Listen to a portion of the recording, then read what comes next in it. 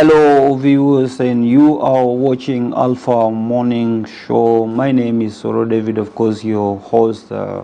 Viewers of Alpha Morning, wherever you are in the country, across South Sudan, we are bringing you this program right as usual from our studios right here. As you know, we are always bringing you many conversations across the country and looking at tangible issues that are really affecting the people of South Sudan, being negative and positive, and looking at actually the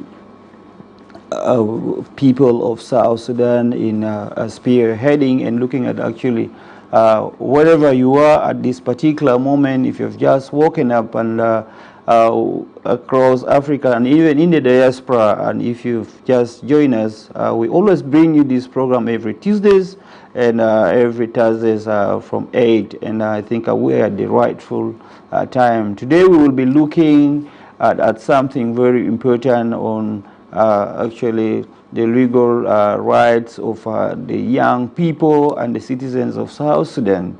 That is to say, I think we will be able to be having a lot from the concerned person who is also an expert, a lawyer by profession, with me in the studio, head of Secretariat on the Legal and Judiciary Reform in the studio, will be able to tell us more. She had been working tirelessly from the revolutionary days to date. She had been a teacher as a profession, teaching politics in secondary schools and at the same time religion, and looking at also her taking a lot of positions. She had been a minister in the Land Reforms Commission. She did a lot, and she has got a lot of things that she had been doing. She got a lot of activities that she is also doing, and at the same time she had been also acting as a legal advisor in the office of the president, looking on her field, being a lawyer who is none other than Justice Ajonye, with me in the studio. I think I should be able to elaborate more, and I think nice having you on board with me, Ajonye, at this particular time. Thank you very much. Yeah, great. Ajonye, I think many people may be knowing you, and regardless of others who have not been following who this Ajonye is, they call the so-called justice, because you are a lawyer by profession, and at the same time, looking at your activities, you are a reformer on a law making. And I think you'll be able to, in a minute, I think you'll be able to tell people who you are, because in the actual context, many would be asking themselves, who is Justice Ajonye as the head of Secretariat and Legal Judiciary Reforms? Thank you very much, and for hosting me here in the studio. And also I have to say good morning according to the times where the listeners are, to every one of them. Briefly, I just want to say I don't want to talk much about myself because I believe in action more than publicity of who I am. Great. However, I have professional areas, especially as a professional teacher for secondary schools, specialize in political education and religious education. And then also I'm a professional lawyer. After some years, after teaching for 5 years, became a professional lawyer, and then I was also a sitting judge. Briefly, I don't want to talk much about myself. Great, I think straight away, as you said, you do want to talk a lot. Let's get to the point then.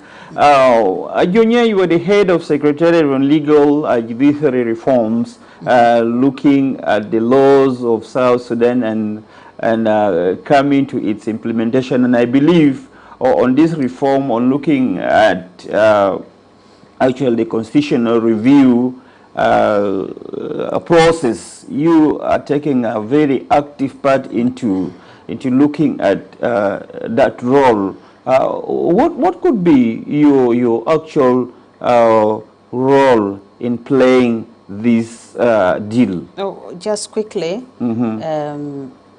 I am in the Judicial Reform Secretariat, so I'm the head of the Secretariat and the Legal Secretary. But then, Constitutional Reform is a different commission altogether, according to the mechanism. Great. These are mechanisms created by the agreement to do reforms in the institutions of the government. And law review has been an old part. I've been doing it throughout my life since I finished law school from the guerrilla movement time in the New Sudan. Before 2005 agreement was signed, I was already involved in legislative drafting with the current Minister of Information, Michael Makwe. I was already involved in working on acts. So it's not a new thing, legislative areas. It's not a new thing altogether. However, the judicial reform recommendations have already been made and submitted, ready for implementation. And we have now a new Chief Justice, Justice Benjamin Bak. And His Excellency the President, on the swearing-in day, among others, he asked him to go and do is to make sure the recommendation of the judicial reform have to be implemented so that the judiciary comes back to credibility and then confidence built by the citizens upon it. So briefly, that's what I could say about that. Ayonyi, Justice, you are the head of the Secretariat on the Reform and the Judiciary reforms. And looking at from 2005, that is 2005 to date, the system had been working hand in hand with actually the template that actually recalling people to be working on really the Sudan. Are there some reforms looking at you being some of the implementers in putting the system? Reforms on the judiciary? Yes. Yeah, of course, we have already done the recommendations already. There's already a recommendation, the new Chief Justice and other partners. Every partner we recommended to support the reforms of the judiciary will have to take a role. And it will be spearheaded both by the Minister of Justice and also the judiciary under the new leadership. That is great. And what could be, how do you look into expression of the contents of the leadership or the house still in power, looking at the current politicians? Because now when you look into the youth who would actually want to take over, the young people would also want to actually take the footmarks of actually the current politicians to actually remember youth are the backbone of the country regarding leadership. Okay. You are actually saying youth are the backbone of the country and would wish to take over in governance in this country. Well, first of all, let's go back to the agreement. Before the agreement was signed, there was already 2018 an assessment which was done finding out that the population of youth is over 73% in the country. And if we have 73% and 64% of them military-minded, okay?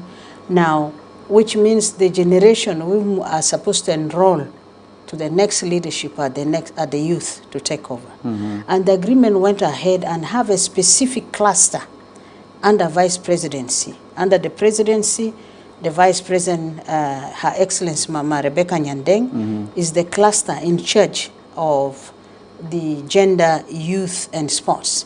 So that shows the credibility and the attention which the agreement had towards the youth. Not only that, the agreement went ahead and also tried to create attention for a particular ministry as an executive for this country, for the youth, and which must be headed by a person who should be less than 40 years down. So all that is an attention. Not only that, the to enroll to governance for this nation, the National Election Act and the Political Parties Council have a lot of emphasis on the women and also on the youth. And looking both sides, women and the youth, women under the vice presidency, Mama Rebecca Nyandeng, they are also under one cluster. Not only that, there is a Ministry of Gender, Child Social Welfare, which was created previously, and it is just a matter of empowering it more.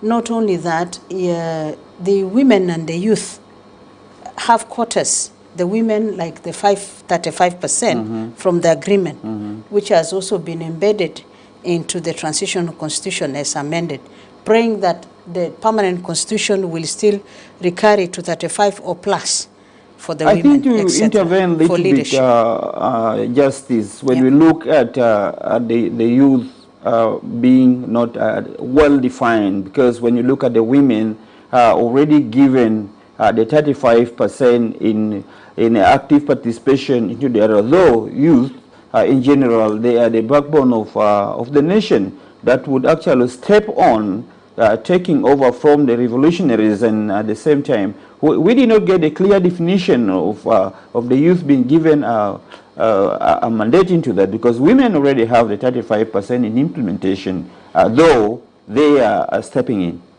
Can I just say something? Everything is a process. Is a process. Even for the women to get the 35%, it wasn't easy. It has been a process. From the New Sudan time, when we had the council in Itang, which were 11 people, and around 5 of them have died, 6 are still alive. And the Secretary General, just yesterday, we were having the former a meeting with her. Now, in that council, it graduated to 10% of women participation, minimum participation. It came to 15%. And then, before the late chairman, Dr. John Garang Dimabio, died, there was already a proposal straight from the Comprehensive Peace Agreement 2005 to elevate women minimum participation to 25%. And then it was captured in the protocols. At the same time, in the interim Southern Sudan Constitution of 2005, it was reflected as a provision in the Constitution and Article 16 to have that at least women minimum quota must be 25%. So for youth, it has already started, because there are policies which are supposed to come out of the youth policy. That's a process. That's how the women started. And the youth are even faster after the agreement, because the agreement gives women a head to have what we call the Women Enterprise Bill, law, fund law, and then also for the Youth Enterprise Fund law. So, which means youth are coming up faster, looking at the attention of the population. The question comes here, what are the justification for the youth to get involved into politics? Because young people today are wrangling over our politics and looking at actually at the same time how women and the young people to take over from actually we call them the revolutionaries, of course, in which they actually brought this system into existence, in which they are supposed to be actually put into this arena. Picking from the word you have said, wrangling over, I would say instead I advise them kindly, honestly, if the youth are now going to get enrolled more to take over governance system in the country. You see, Our Excellency, the President, last month he mentioned in one of the party, the SPLM party, he says, this is the time when the younger generation have to take off. He has said it as the head of the state. So which means all the other age, pensionable age, are supposed to be now be preparing themselves and also preparing the youth. So it is a holistic approach. Youth must be prepared. And then elders must prepare the youth. And youth must also contribute together with the elders to take water, because you cannot get on when you do not get the substance. So there must be a close relationship. One, there has been a rising gap between the youth and the elderly people. So that gap must be narrowed on both sides, so that the youth take and the elders give and they surrender. Another area is the pension.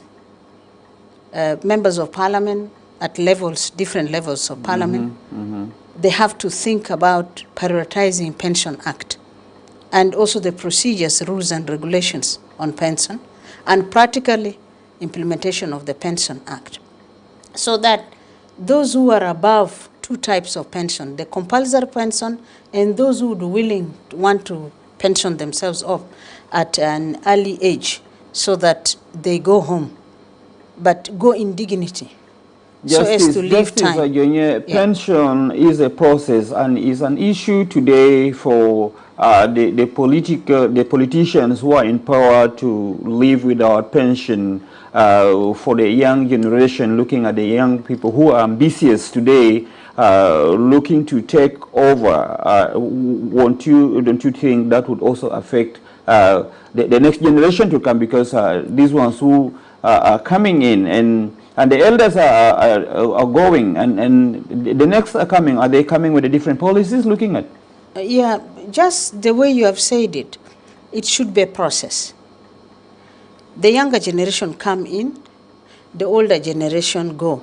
I say the word is dignity. You cannot begin from vacuum. The job. In our time, the New Sudan, we learned from the elders.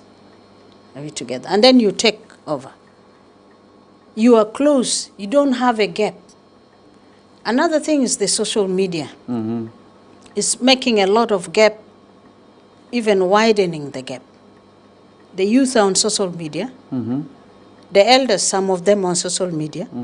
Others are not. So they don't have face-to-face. If you want to be enrolled to the next leadership, you must have face-to-face approaches. That's the human psychology in leadership. Talk to each other. Learn history. Know why things happened this way. How should they have gone? So you talk to each other. Another thing is strategy. Today, 2026, when is the election? The election is 2027. 26 to 27. Now, this is already laid up in the roadmap. The first and the agreement, 36 months after, and then there was the roadmap, 24 months, and then again another 24 months. Now, the proposal and last mandate was that we are going for elections. 2026 is not far. This is my advice for both women and the youth. It's not far. Let them continue to prepare. Let the youth prepare their candidates. Those who feel they are going to be fit to be elected, prepare yourself. Number two, be with your constituency. Let me sit on this point. Let me finish. You will continue right from there. Yeah. Let us try to look, and you mentioned something to do with the constituency, which is very important. We are looking here in the constituency. It's very important to look at the primaries. That is very important to be elected by your people from the grassroots, to come and getting known with the qualification that you are able to deliver. Looking at today that most politicians, especially who are already in the parliament, they are being brought in by decrees into the parliament, not even people from the grassroots, knowing that this one is brought by primaries, through elections, through rallies, through campaigns, all this. Do you think that will happen in the next coming forth? And that's why we have to be optimistic, because the law, the National Election Act, also gives room for the primaries, let alone political parties, the different political parties, in their own different constitution, party constitutions, they have to have primaries. So that's why I'm saying the women and the youth, they have to prepare early. 2026 is not far, it's tomorrow. Actually, I would say it is in the evening. Now, because of that, they have to begin to prepare their candidates. They have to go to their constituencies. From their constituencies. Because you cannot be a good leader representing your own people and you are not with them. They must know you. That is the right. Whom are you representing? Representing your people from your constituency. From your constituency. We will get right from there. Lastly, because I'm mentioning this one seriously because constituency, your own constituency does not mean Juba, the capital city. No, the grassroots. I come from Morobo. So I must go if I am supposed to stand. You have to go home and stay home. Dance to the tune of your people and get known from the grassroots to come and represent people in the parliament. That is very great. Viewers of Alpha Morning Show, this is Justice Jonye. We are trying to actually look at the reforms and actually on the awareness of the rights of the people, people's representation, looking at the youth and the women and the current politicians in power. That is to say, you should know where you come from your constituency to represent in the parliament and on the current arena, and at the same time having justice here to clarify who is eligible to be a politician and how, looking at the young people who are ambitious coming into politics. Primaries would become first, and looking at actually the elections that is to be conducted 2026 and 2027 upcoming, and many more to mention. Let's go for that short break. I will be right back, and she's the rightful person to answer this question. Stay with us. Don't go away. We'll be right back.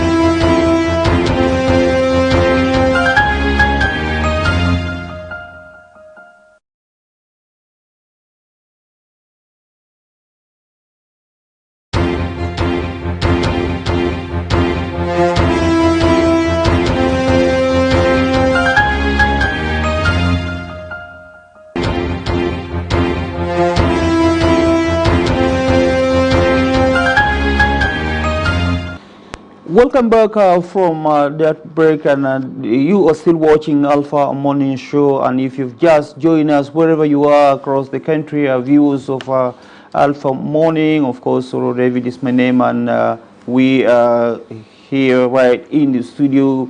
If you've just joined us, if you're really following us, we are on our SSBC special social media. You'll be able to follow us on YouTube, and looking at also at the same time the social media plays a great role, and we are live right in the studio and on SSBC special. You'll be able to be following us also on YouTube as we are discussing in the studio, looking at a very important person who is an expert with us in the studio, trying to tell us more on reforms, that is to say, Justice Ajonye with me in the studio. I think, Justice, you being the head of the legal judiciary reforms, if we look at the youth and the women today in the preparation for the next coming elections, and at the same time, we talked of primaries rights and looking at what could be the policies that for the reforms as far as women and the youth is concerned, because we sometimes say the women,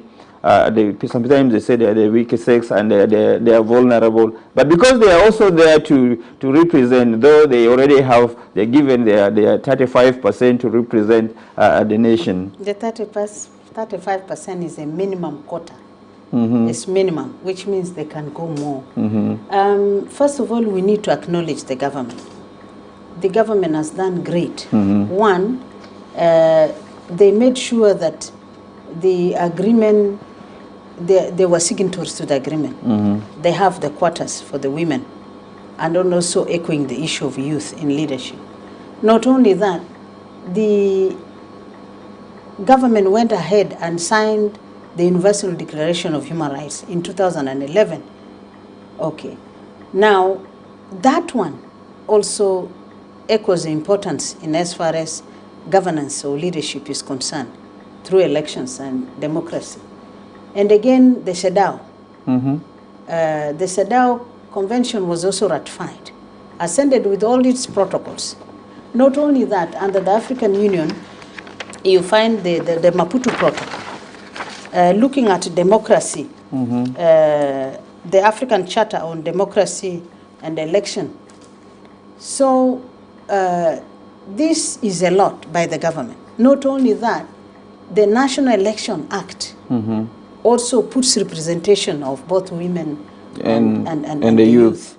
The Political Parties Council actually uses a yardstick for measuring political parties as to whether or not they have involvement of women in their parties, and as far as representation is concerned, actively in the body structures of the political parties, and also their recommendations for representation to the governance system, let alone the private sector and also governance public service.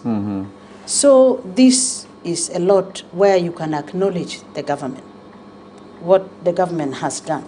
Now, this, to me, is a big thing to do. Another thing the government is doing now is the constitution-making process, which is on.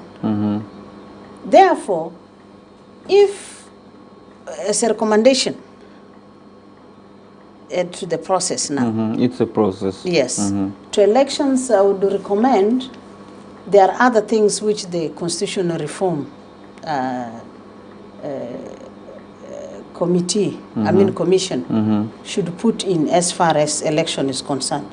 Areas, proposing areas on protocols on security matters related to women and the youth is important to be echoed in a constitution. Important also to echo a tenure, a constitutional tenure for elections. If we say election must be every 5 years. Justice, you need to intervene a little bit. What do you think would be the way forward? Because now South Sudan as a whole is in crisis, and you talked of the constitutional review that is on process now. That is, it's taking place. What is the role of the government? Because looking at the system today, that the country is in crisis, that it is unmanageable, that we can't. No. And we're looking at the touching areas, the grassroots, that is actually collecting the real data and collecting the reliable information, because if we talk about Juba, that will only involve many people who are within Juba and the politicians or those who are having their personal interests into this, that will bring a different views. I just wanted to correct one thing, to say the government is not manageable. This one I don't much agree, but I don't also disagree that there are challenges as far as security is concerned in some areas of the country, which our proposal as citizens is that the government should work as much as possible to make sure those kind of insecurity must be calmed. Also looking at the agreement to be observed into holistic sense. However, a constitution-making process is another component. It's not security itself. It's another component. It's regulations. It's rules. It's a principle which guides everybody, including the security sector, under the Constitution. Now, as we are talking about election, that's why I'm saying, among other things, we need to propose other things to the constitution-making body. For example, having a joint national election security committee for election. But the question here comes, is it the views of the citizens that is in the constitution-making process? Or it is the implementation from the politicians? No. It's the view of the people. Exactly. And it includes what we are speaking now. It's a view. What we speak now, our conversations now, is a view. Just like, because the constitution-making process has public consultations. And that process has already been launched last month on the 5th. So they are beginning with their process. I'm not inside that commission. So they have already launched it. So they will be asking the citizens. And then among others is our conversation now. They have to take it. Among others is to have a joint national security committee for elections. We could have also a body which must advocate for the Political Parties Council, a body to advocate for NEC, that is the National Election Commission, a body to advocate for the Anti-Corruption Commission. Why? Because there could be a proposal that there must be an MOU, Memorandum of Understanding, between the Political Parties Council, the National Election Commission, and also Anti-Corruption Commission, because the dignity of these candidates must be checked as far as corruption is concerned. So an MOU, these are recommendations, if they could be captured in the constitution-making process. And then also a protocol on media in the election. How should the media behave? Bias, particular candidates, particular parties, how should they behave? In dissemination of information. But the other question comes here, Ajeni, I think before you proceed, looking at actually dissemination of information comes in a process, process making of this constitutional review. When you look at the grassroots, people of different languages from the 10 states and including the administrative areas, collecting these data and the information may not be on its peak, because when you look at the representatives from these constituencies, as we did mention, dancing to the tune of the citizens from the grassroots who are not informed of what it is. I think you'll be able to believe with me there are people in South Sudan in the grassroots down over there not even knowing what elections is. Oh yes, you can say about this. And of course there has been election in this country. There was election twice. After the Comprehensive Peace Agreement of 2005, we came for what we call the elections in 2010. And that's when we chose the different candidates. There were other political parties. For example, NCP was there, SPLM was there, SPLM DC was there, who is now called SPLM, they are called now DC without SPLM, and so on. These were there, the candidates were there. They were elected in their constituencies. Now, SPLM won overwhelmingly by 99-point-something%. Now, it came the referendum. Referendum is a process of election. People decided to choose in 2011 whether to remain as one Sudan or South. And the result is we remained ourselves. So there were elections. I know the irregularities since that last election. We are supposed to come for another election after 5 years. And then instead we went for challenges, which are human insecurity. Now, this is now a process now, which has started. I want you to acknowledge that the process has started. And we must support the process. That we are going for election after 1 year. Let's believe and trust in that. We don't know whether there will be other changes. And then also the constitution reform process. Let's support them because we are citizens on ground. We receive them and let them ask us what they want and we tell them from different constituencies. They have already launched the public consultations. I'm not inside that, but they have already launched. They're already going. So they are going to use different languages. They are going to use translators. That even comes for people into with the special needs. That comes into the role of the media now to get involved. That's why I'm emphasizing there has to be, I want us to look this way, that we are giving now information now to the constitution making process. There has to be a protocol on media's relationship with the election. And then also a tenure. When should elections happen? Every 5 years? It has to be in a constitution so that it doesn't come just on people's heads and say we are not having election, we shall have another time or something. There has to be all that. Another issue is the protocol on hate speech. Justice Ajonye, I want you to clarify this to the people of South Sudan. Looking at what is happening across the country, do you believe or agree with me and the public that there are people who takes laws into their hand through manipulation of the law? You are a lawyer, and you know how it goes. Is that happening today? And in its implementation, how? People taking laws into our own hands, it's in every country. Every country in the world. There's no country exception that there's no violation of rule of law. But what is the magnitude? Because today, last week, when we had our new Chief Justice on board, the prison service was able to give us over 12,000 inmates in prisons. 12,700 all over the country. So, which means violation. You have encountered a problem with the law. Now, there are different players. Churches must play their moral roles. Families must play their moral roles. Because a family cannot say the discipline of a child must come from the government. Tell your child stealing is not good. Tell your child we should go for agriculture. Tell your child everybody must do something.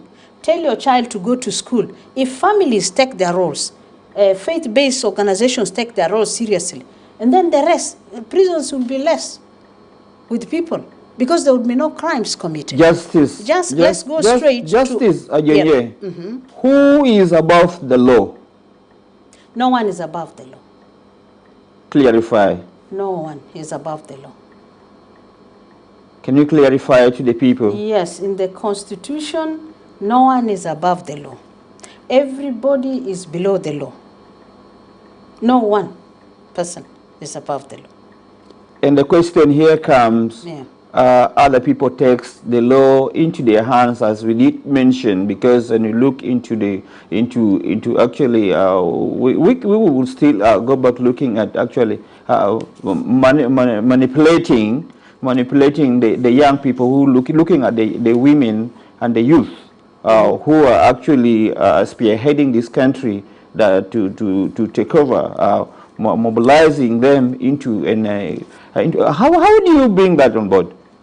Before bringing on board, that's why I say Constitution is above everybody. And whatever I'm recommending here, if it comes to the Constitution, is much better. For example, if you have a protocol to reflect what we call a protocol to reflect an annexure within the agreement and say, please, we are not going to take the country back to war, the way His Excellency has mentioned it. Now, every candidate, a youth, a woman who wants to be a leader in this country must sign That's why we need to propose this to the constitution making process, so that the National Election Commission will avail that signature for them. You want to become a leader, a youth leader in your own constituency, to come and lead us, a woman leader in your own constituency. Can you sign for us here that you are not going to take this country back to war?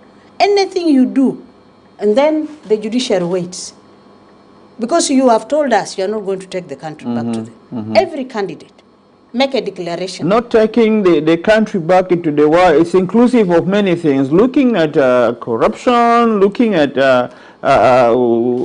rampant killings, look at many things that actually will, greed also is part of it. Even hate greed, speech. hate speech is one of them. Yeah. Looking at the social media also involvement into this also takes people back into such. Yes. What could be the mechanism towards this?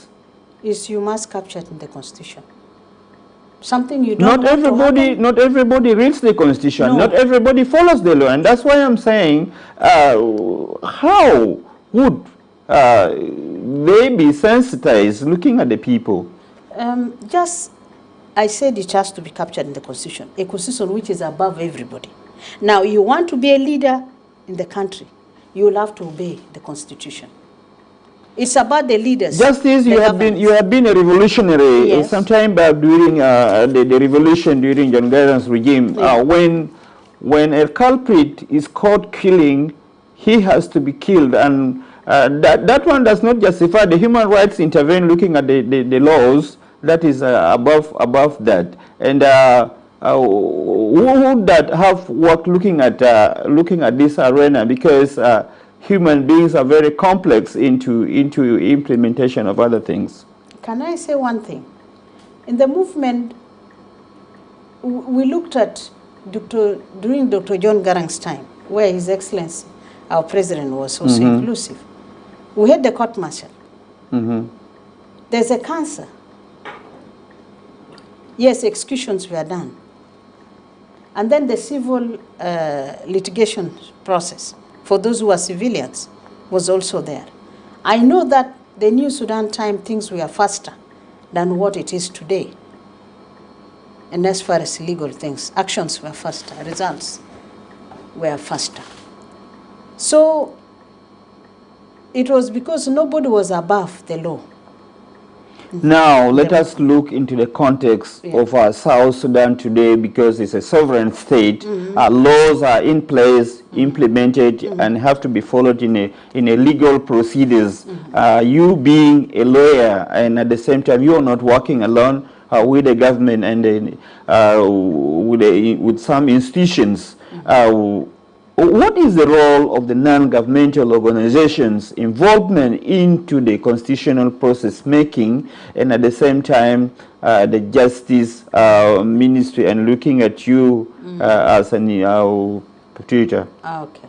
Looking at the non-governmental organizations, including the agencies, the United Nations agencies, knowing that South Sudan is part of UN, United Nations. It's a member of United Nations organizations, of course. United Nations, and in all the other sectors, including the Security Council. Now,